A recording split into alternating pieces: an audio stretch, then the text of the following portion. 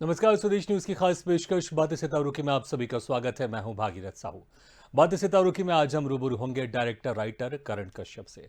करण कश्यप ने ग्रेजुएशन की पढ़ाई की और रंगमंच से जुड़ गए। रंगमंच में करण ने 3 साल एक्टिंग और डायरेक्शन सीखा, फिर मुंबई का रुख किया और दूरदर्शन के सीरियल में असिस्टेंट डायरेक्टर से डायरेक्शन के सफर की शुरुआत की। फिर करण कश्यप ने फिल्म बागपत का दुल्हा में राइटिंग और डायरेक्शन किया। फिल्म कठोर दुनिया खत्म हो रही है जिंदगी जलेबी के डायरेक्टर और राइटर भी हैं। तो बहुत जल्द फिल्म लिफाफा भी आने वाली है जिसके राइटर और डायरेक्टर भी हैं करण कश्यप। तो टीवी सीरियल धर्मवीर, शकुंतला, मीरा के डायरेक्टर भी रहे हैं। इसके अलावा कई टीवी सीरियल और वेब सीरीज के क्रिएटिव हेड भी रहे हैं। तो नेटफ्लिक्स पर रिलीज फिल्म में क्रेजी 4 में एक्टिंग भी की है। तो आज हम इनसे रूबरू होंगे और जानेंगे इनके अभिनय के सफर के बारे में और किस तरह से इनका जो सफ़र है, क्योंकि जब रंगमंच में ये जुड़े तो उस वक्त इन्होंने एक्टिंग और डायरेक्शन शुरू की थी, लेकिन उसके बाद फिर पूरी तरह से अब ये एज ए डायरेक्टर और एज ए राइटर काम कर रहे हैं। तो ये हमारे साथ आज जुड़ेंगे करण कश्यप और हम जानेंगे कि इनका सफ़र कैसे शुरू हुआ और कैसे अब ये राइटर और डायरेक्शन की दुनिया में काम कर रहे हैं। और इस वक्त हमारे साथ सीधे जुड़ गए हैं राइटर और डायरेक्टर करण कश्यप। करण जी, आपको बहुत बहुत स्वागत है स्वदेश न्यूज की खास पेशकश बातें सितारों की में। जी, बहुत बहुत शुक्रिया सर।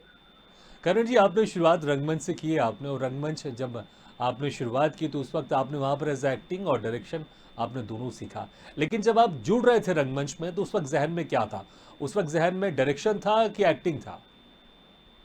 एक्चुअली बहुत ही छोटे शहर से हैं हम, बैतूल से, जहाँ पे ये सारी चीजें बड़ी मुश्किल से मिला करती थी उस वक्त पे। आजकल तो चीजें बहुत आसान हो गई हैं, हम्म। लेकिन उस वक्त बहुत कम चांसेस होते थे। तो अगर हमें एक्टिंग करना होता था तो भी हमें किसी न किसी थ्रू अपने को आपको उस प्लेटफॉर्म तक लेके जाना होता जी। था। तो एक्टिंग करने के लिए ही डायरेक्शन सीखा हम्म। और डायरेक्शन में आया। ओके, मतलब एक्टिंग करना चाहते थे आप, इसलिए आप डायरेक्शन जी, में आए। हाँ जी, हाँ जी, हाँ जी। हम्म। जी, जी।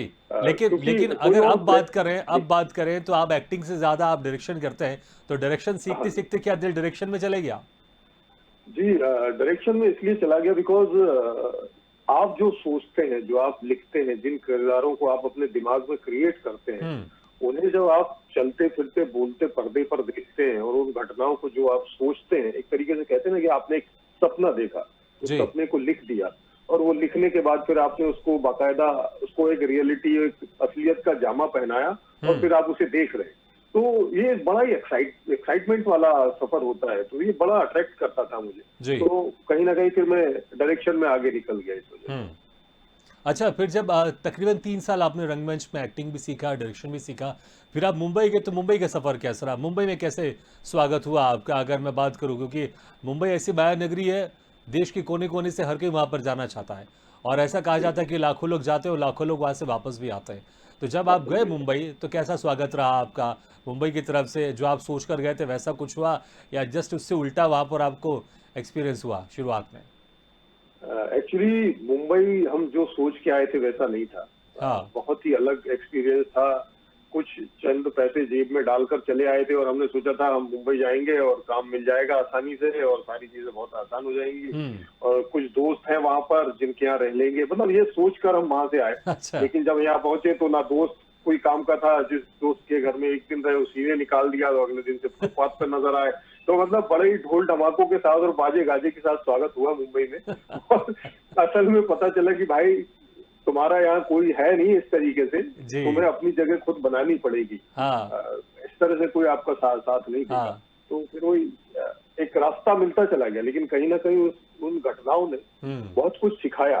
अगर उस वक्त डर कर भाग गया होता जी। या उन चीजों से डर कर वापस चला गया होता तो शायद अभी हम्म। जो सफर जो यहाँ तक पहुंच गया जी। वो नहीं हुआ होता। अच्छा, उसके बाद फिर आपने कहा कि जो आप सोच कर गए थे वैसा रहा नहीं, कि मुझे वो गाना याद आ रहा है कि दोस्त दोस्त ना रहा। तो जी वैसा जी कुछ जी जी, एक्सपीरियंस हो बिल्कुल। गया आपके साथ। लेकिन बहुत फिर जो बहुत बहुत पहला बहुत। ब्रेक, जी, जो पहला ब्रेक था जी, आपको वो कैसे मिला आपको और कितने दिन के बाद मिला आपको? ये भी एक मेरे बड़े भाई हैं आशुतोष दुबे, वो भी मेरे होम टाउन से थे, बैतूल शहर से। जी। वो डायरेक्शन में लग गए थे, मैं हाँ। एक्टिंग के लिए स्ट्रगल कर रहा था। तो एक श्री गणेश करके बहुत पहले शो आया करता था जी टीवी पे। जी।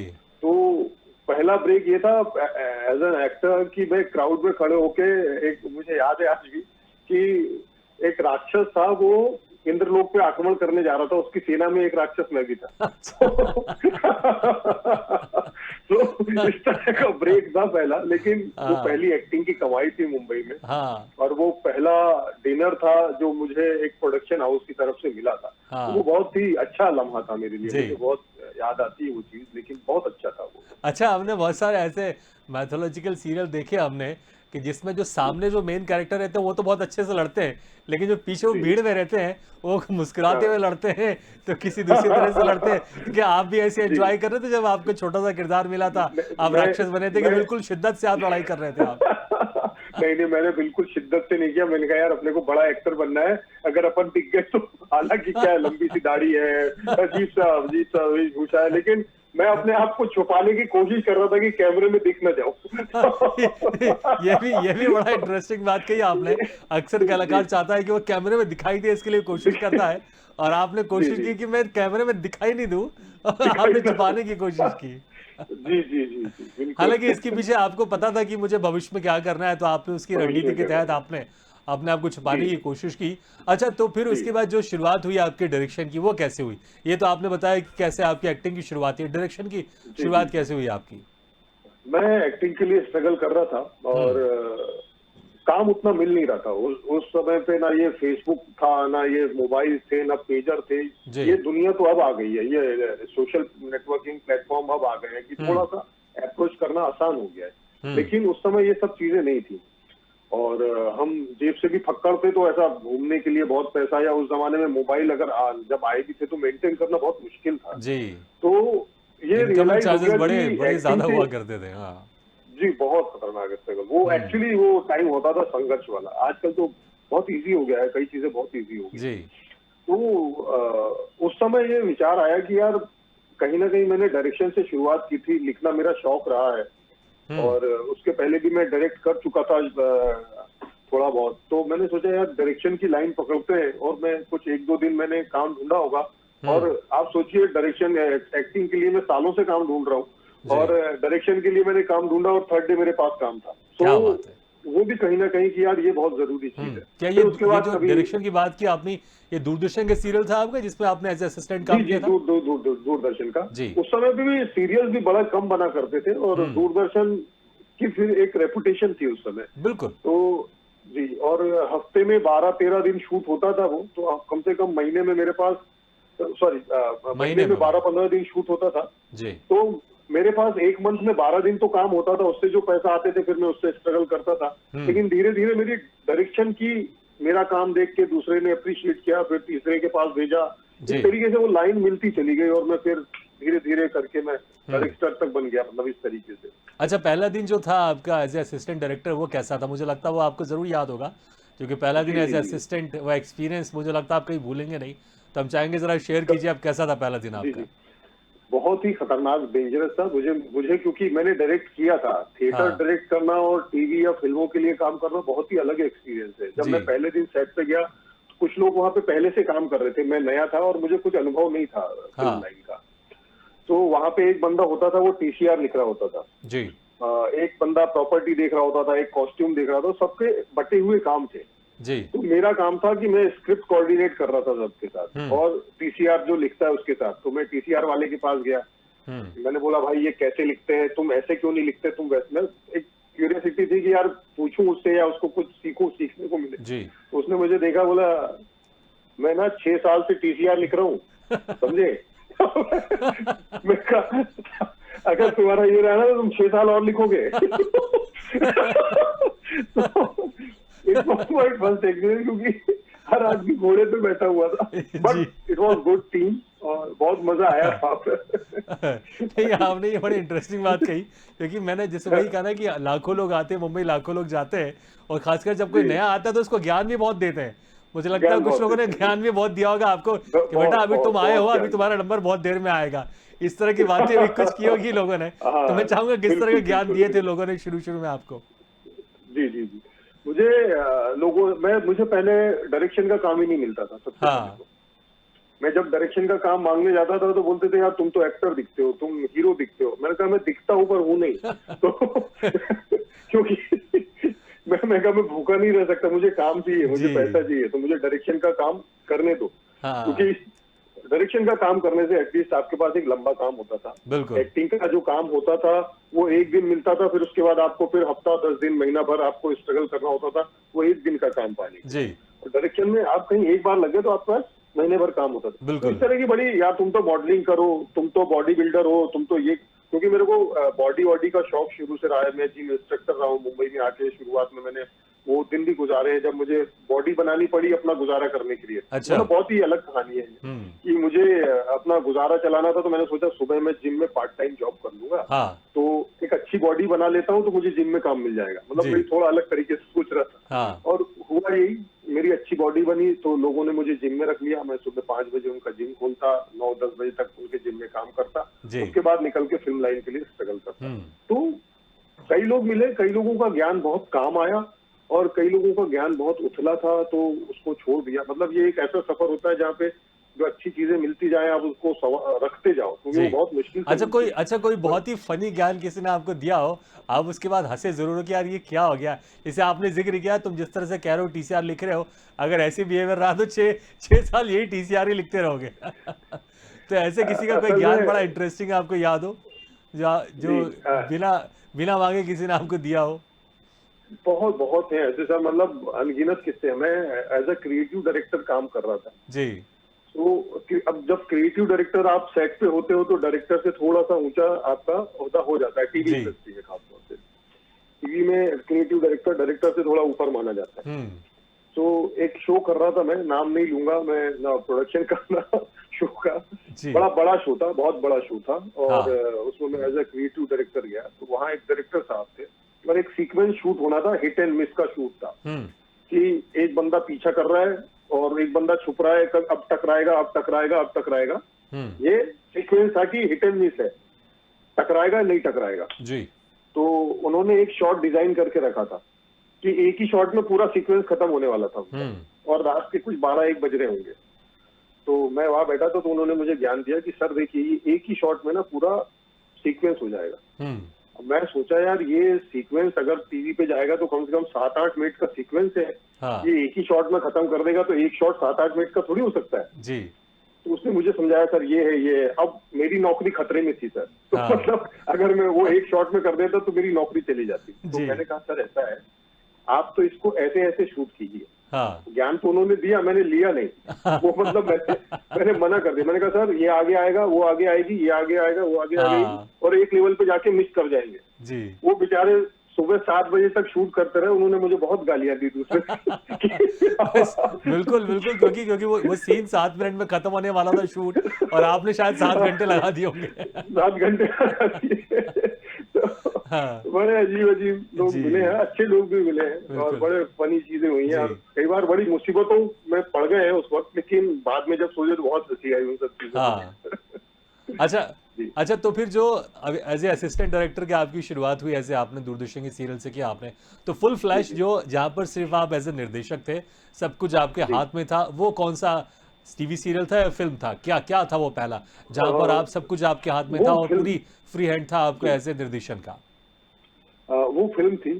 फिल्म में मुझे पूरी कमान मिली। जब मैंने 2011 में एक पहली फिल्म बनाई, मैं टीवी कर रहा था, टीवी में डायरेक्ट भी कर रहा था, जी। लेकिन टीवी में आपके पास पूरा होल्ड नहीं होता है। हम्म। टीवी में होल्ड होता है चैनल के पास। जी। जो चैनल कहता है वैसा आपको करना होता है। हम्म। इसलिए अगर हम बात करेंगे कि कोई टीवी के डायरेक्टर को हम जानते हैं तो रेयरली अगर हम किसी दोस्ती यारी में किसी डायरेक्टर को जानते होंगे तो ही हमें पता होगा ये डायरेक्टर है। हम्म। क्योंकि टीवी डायरेक्टर का उतना नाम पता नहीं चल पाता, बिल्कुल। उसके हाथ में होल्ड नहीं है, हम्म। पावर नहीं है। ना वो इसका स्क्रिप्ट पे होल्ड है, ना उसका कास्टिंग पे होल्ड है, हम्म। ना कॉस्ट्यूम पे, ना सेटअप पे।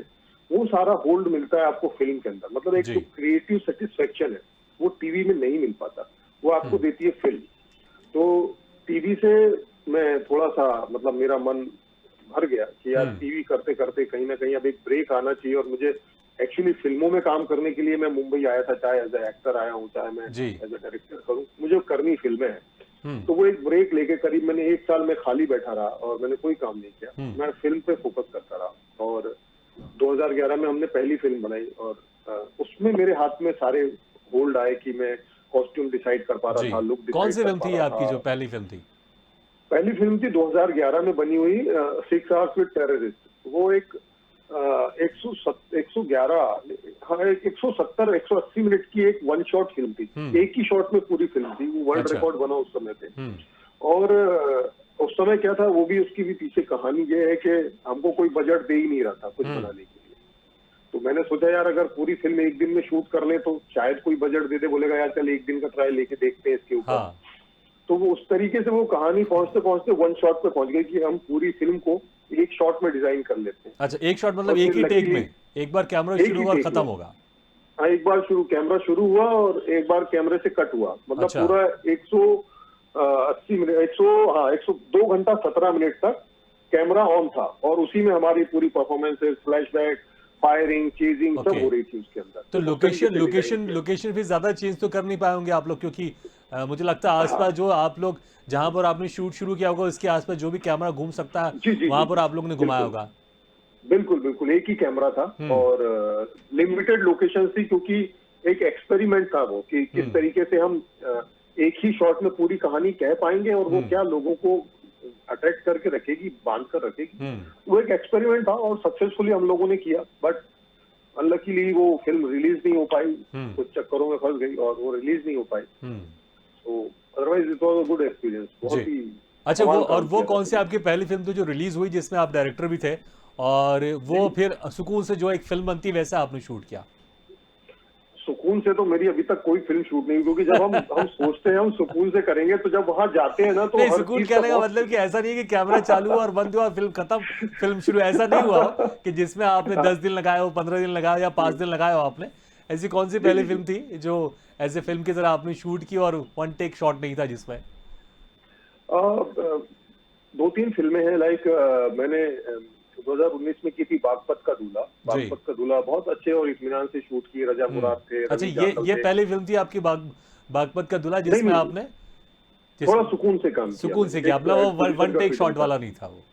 नहीं था। हाँ। और उसके नहीं, मैं उसके बाद मैंने वन टेक के बाद मैंने 2013 में जिंदगी जलेबी बनाई, अच्छा। 2011 के बाद। तो अच्छा, ये जो आजकल जिंदगी जलेबी, इसका नाम बड़ा इंटरेस्टिंग है इसका, और इसके हाँ जी हाँ राइटर जी जी, और इसके राइटर भी आप हैं इसके। जी जी जी तो ये किस तरह की फिल्म है, जरा मैं जानना चाहूंगा, क्योंकि जिंदगी जलेबी बड़ा मीठा मीठा नाम है। तो जरा कुछ बताइए किस तरह की ये फिल्म थी, क्योंकि राइटर भी आप थे और डायरेक्टर भी जी जी आप थे जी इस फिल्म के। जी। जिंदगी जलेबी एक कॉमेडी फिल्म थी। मतलब मैं थोड़ा सा, क्योंकि मैं एक छोटे शहर से रहने वाला हूं तो मैं कोशिश करता हूं कि मेरी कहानियां उन्हीं छोटी शहरों से टच हो, वहीं जी। के किरदारों को कुछ निकाला जाए और उनसे कुछ बुना जाए। तो जिंदगी जलेबी भी उसी तरह की कहानी थी। एक छोटे शहर में 4-5 जो गंजेड़ी है वो ये सोचते हैं कि देश पे बहुत ज्यादा आफत आ गई है और देश में भ्रष्टाचार वगैरह बहुत बढ़ गया है, अच्छा। कुछ ऐसा करना पड़ेगा कि सरकार को सुनाई दे। तो वो एक गांव में ह्यूमन बॉम्ब बनाते हैं, ओ। मतलब हैंडमेड ह्यूमन बॉम्ब। हाँ। और उसका काम ये कि एक मंत्री को उड़ाना है। अच्छा। लेकिन उसके पहले ही वो मर जाते हैं और वो बम जो है एक बंदे को बंधा होता है। अब वो बंदा बेचारा भाग रहा है, वो खोल नहीं सकता, बच नहीं सकता, वो क्या करता है, उसकी जिंदगी पूरी गुत्थम गुत्था हो जाती है। अच्छा, इस वजह इसलिए से उस जिंदगी फिल्म का जलेबी नाम कर दी कि पूरी घूम रहा है यहाँ से वहां, यहाँ से वहां। यहाँ से हाँ जी हाँ जी हाँ जी। नहीं, अच्छी इंटरेस्टिंग स्टोरी जो आपने एक शॉर्ट में बताई है, डेफिनेटली, बिल्कुल। मुझे लगता है बहुत सारे जी दर्शकों ने ये फिल्म देखी होगी, मुझे भी कभी मौका जी मिलेगा जरूर देखूंगा मैं। अच्छा जी जी जी। जी, और फिर ये राइटिंग के सफर की आपकी शुरुआत कैसी हुई? क्या जब आप डायरेक्शन कर रहे थे तभी आपने शुरू कर दिया था, या कैसे शुरुआत हुई, मतलब कि कैसे लगा कि क्योंकि आपने रंगमंच ज्वाइन किया, आप एक्टर बनना चाहते थे, फिर आप निर्देशक बन गए, तो फिर राइटिंग में कैसे चलेगा? आप राइटिंग के सफर की शुरुआत कैसे हुई? राइटिंग तो सर मैं 10th क्लास ही कर रहा था, 8-9 क्लास से। क्या बात मुझे है! तो पोइट्री सबसे पहले लिखने का क्या बहुत लिखा था शौक आपने? था। अपनी मैं प्रेमिका को कुछ पोइट्रीज कविताएं लिखी। कुछ शायरी? जी जी जी, कविताएं लिखी थी। मेरे पापा एक्चुअली राइटर थे अच्छा। और शैल चतुर्वेदी साहब के दोस्त थे मेरे पापा। जी। तो उनको नहीं, राइटिंग देखिए, का और क्योंकि पेंटिंग क्योंकि का। आपने स्कूल का जिक्र किया, मैंने अक्सर देखा, जी मेरे भी कुछ दोस्त थे, वो जो जी उनकी क्रश होती थी उसके लिए कुछ कविताएं लिखते थे, तो हाँ कुछ हाँ, आपकी बस भी वही था। शुरुआत ऐसी हुई? बस वही था, वही था। आज क्या इंसान का जब पहली बार दिल टूटता है आज जी। की 9वीं 10वीं में तो तो राइटर तो बन वहां जाता है से वो। वो राइटर बन जाता है। बस वही वही था मेरा मेरा जी। बेसिक वही से था। मतलब बेसिक मेरा जो कह लीजिए मेरी जो शुरुआत हुई वहीं से हुई, जहां से पहला स्कूल जिसको कहते हैं एडमिशन जी। मिला, वहीं से मिला था। अच्छा, आपकी कुछ कुछ लिखी हुई कुछ कविता या जो कुछ भी है, या आपके संवाद, क्योंकि आप बहुत अच्छे एक्टर भी हैं, तो अगर कुछ दो जी तीन लाइनें अगर आपको कुछ याद हो तो हमारे दर्शक जरूर सुनना चाहेंगे आपकी आवाज में आपकी लिखी हुई चीजें। जी जी जी, मैं एक शेर सुनाता हूँ आपको। मैंने प्लीज। उसी उसी दौरान लिखा था, क्योंकि जी। छोटे शहरों में अक्सर जो मोहब्बत होती है वो एक तरफा ही होती है। बिल्कुल। तो उसी के उसमें मैंने एक शेर लिखा था कि एक तरफा मोहब्बत का अंजाम ये होता है, एक तरफा मोहब्बत का अंजाम ये होता है, एक तोड़ के हंसता है और एक टूट के रोता है। क्या तो बात है, बहुत बढ़िया। और ये आपने एक लाइन बोल दी, इसके ऊपर पूरी फिल्म बनी है रांझणा। कि बेचारा कि कितनी मेहनत करता है, सिलेंडर उठाता है, सब कुछ करता है, घर का काम, सब लेकिन देखते रह सब जाता है करता है। और शादी में जी वो जी, कोल्ड ड्रिंक डिस्ट्रीब्यूट कर रहा होता है। बस बस यही किया है हमने भी। अच्छा, अभी अभी जी जो जी, एक नेटफ्लिक्स में एक फिल्म है क्रेजी 4, उसमें आपने जी एक्टिंग भी की है, क्योंकि शुरुआत में हाँ आप जी, हाँ एक्टिंग जी, हाँ करना जी, चाहते थे और मुझे लगता है जी कि फिर आप डायरेक्शन में चले गए, राइटिंग में चले गए, लेकिन जो शुरुआत में जी आप करना चाहते थे फिर आपने एक फिल्म में एज एक्टिंग भी की। तो मुझे लगता जी। है बहुत समय बाद आपने एक्टिंग की हो, या आपने बीच में किया होगा, लेकिन मुझे लगता है मैं पहला बीच बीच प्यार में, आपका एक्टिंग है कि डायरेक्शन है, ये भी जानना चाहूंगा मैं। और ये एक्टिंग का आपका हाँ, एक्सपीरियंस कैसा था जो अभी नेटफ्लिक्स में फिल्म है क्रेजी 4 का? जी जी जी, मैं 2 शादियां करना चाहता हूँ, तो दोनों से बहुत प्यार है मुझे। मुझे एक्टिंग से भी बहुत प्यार है, और मुझे ये दोनों क्या है कि एक दूसरे के पूरक है। जी, लाइक एक्टिंग के बगैर डायरेक्शन नहीं हो सकता। अगर बिल्कुल बिल्कुल आपको सही कहा एक्टिंग का आपने। नॉलेज ही नहीं है तो आप किस बात के निर्देशक हैं? हाँ। क्योंकि कई बार हमें हमारे एक्टर को करके बताना होता है, कई हम्म। बार नहीं बताते, लेकिन कई बार हमको उनको करके बताना होता है, तो हम एक्टिंग तो कर ही रहे होते जी। हैं। इवन जब हम राइटिंग कर रहे होते हैं, वो किरदार कैसा सोचता होगा, कैसे बैठता होगा, क्या हम्म। बोलता होगा, तो कहीं ना कहीं वो दिमाग में सब चलता रहता है। एक्टर कभी मरते, जिसके अंदर एक बार एक्टिंग का भूत घुस गया है ना, वो कभी खत्म नहीं होगा, वो रहेगा। बिल्कुल।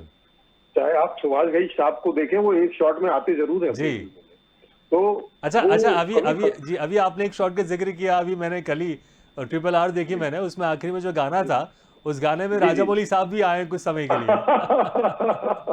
तो बिल्कुल बिल्कुल। जी, अच्छा, तो जब आप डायरेक्शन करते थे, कभी आप भी ऐसे बीच बीच में कभी आए क्या आप?